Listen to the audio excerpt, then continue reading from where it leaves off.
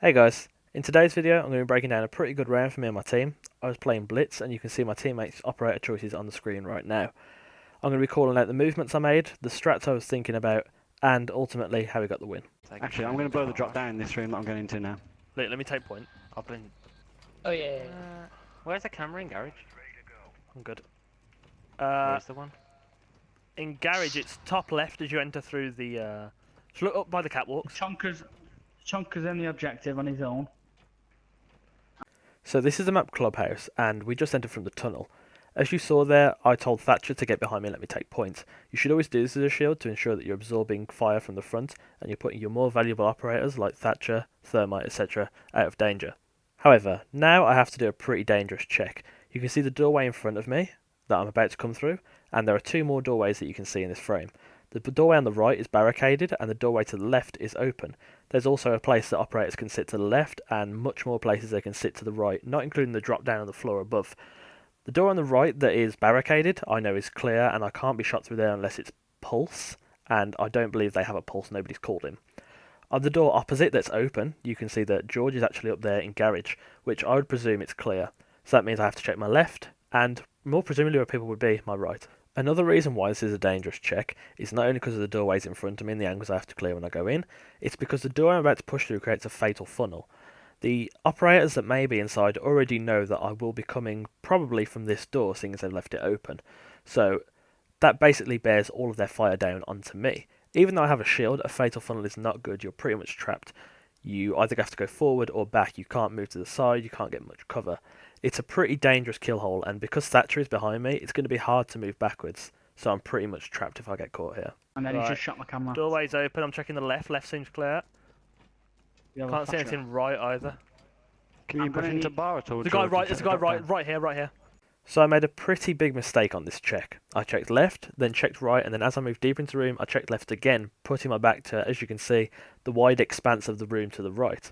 This was a pretty bad move, and I probably should have had Thatcher or somebody else try and crossfire to my left corner as I push this right. As you can see, there is a guy in this room, and had he been a bit more vigilant and on the game when I was looking the wrong way, he probably could have headshot me. Or, if he was sat anywhere else, he could have easily done me.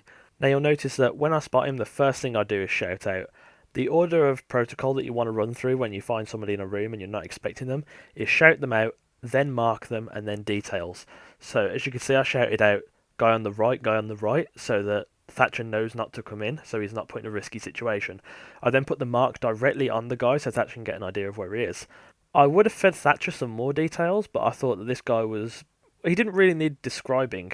It was a guy in a corner, he didn't really have too many options. He had two operators bearing down on him, and I was pretty confident I could at least get some damage down, if not get the kill. Oh my god! Get quick, scout, faggot! I'm gonna need Thatcher in the hallway behind the objective. You know, from garage. This is pretty self-explanatory. I found an electrified wall, and by escorting Thatcher through the room and ensuring he doesn't get killed, Thatcher is now able to drop an EMP on here, or as you'll see in the clip, on my head. Got electrified walls here. If you pop this, pop an EMP right there. Ow! Did I really throw that off your head? Wow. That did 5 damage. Where's Thermite? You're already down there. Yeah, Thermite, we've got walls here. Reinforced ones. What the bear trap? What happened? Wait, there is. Bear traps, watch out for... I didn't even think to watch out for that, actually. So this here is really just a courtesy check. Even though you have Sledge watching through the hole in the wall, I'm aware they're actually making a fair amount of noise in the other room. Kyle has just hit a welcome mat, which was pretty loud, and we've also been moving around, and me as a shield, I'm pretty noisy. So I'll just lie down here to check if I can see any feet, which I can't. You guys better watch that because I was spotted down there. Alright, Potter. Which wall do you want? This one. I'm pretty sure Tachanka was behind this one with his turret. Well, you can blow that one, as long as we can get multiple angles on it.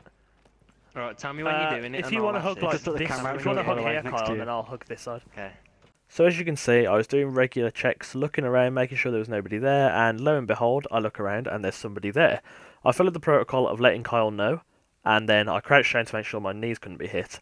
Then, instead of marking him straight away, I tried to put a stray bullet in him, which obviously doesn't follow the protocol that I said you should be following earlier, but I was pretty confident that I could get a bullet on him, and also I knew that Kyle came from that way before. If somebody's come from that way and you say behind them, there is a very good chance they're going to think of the way they just came. So therefore they're instantly going to know a bit better than somebody who's going blind into a room where the enemy is. So the tactic that you usually want to go for when you're trying to take somebody out and you've got a shield and somebody without a shield is the shield wants to crouch down and aim for those precise pot shots at the head, and the guy above kind of wants to suppress a bit and also aim for the head but stand above, ideally leaning around the shield from a wall, which Kyle tries to do in the following clip, but unfortunately does get headshot. However, it all turns out okay. Behind us, behind us, behind us! Frost behind us, Frost behind us.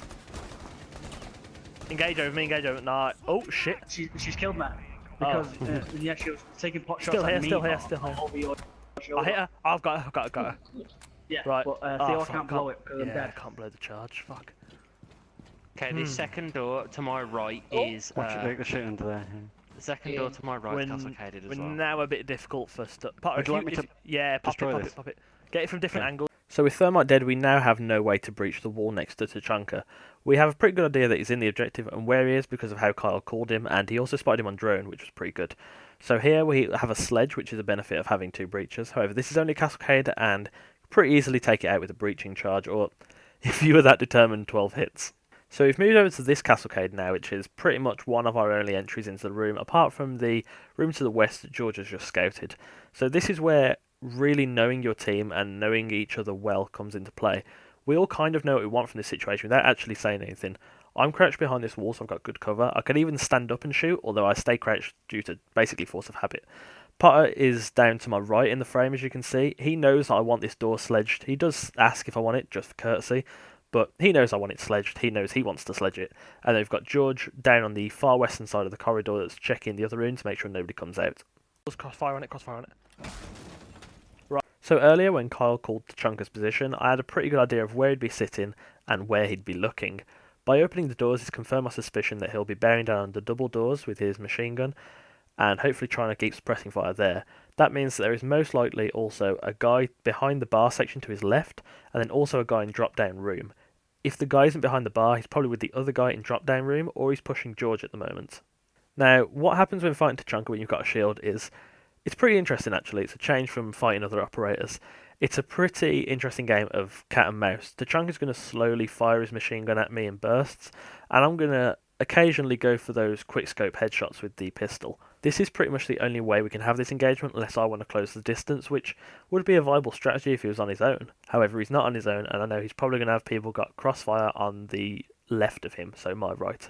Luckily, this Tachanka isn't too great, and he actually starts to reload halfway through. I'm not sure whether his clip was empty or whether he just got that itchy finger to reload. I get that a lot, and it does get me killed. So, well, you'll see how it goes. I got Tachanka on the other side of the room. Fuck me. Oh shit, George. I've hit him. You got him. Nice, nice. Oh, she's on the floor in there. In the corner. Oh, in here. You need to get the grade. You need to get I the got grade him. for nice. Tachanka's He's down. he's round for me now. 1 sec. So, whilst I was fighting Tachanka, a lot has actually happened. Luke has managed to kill one of the op 4 and put the odds 3 against 2 in our favour.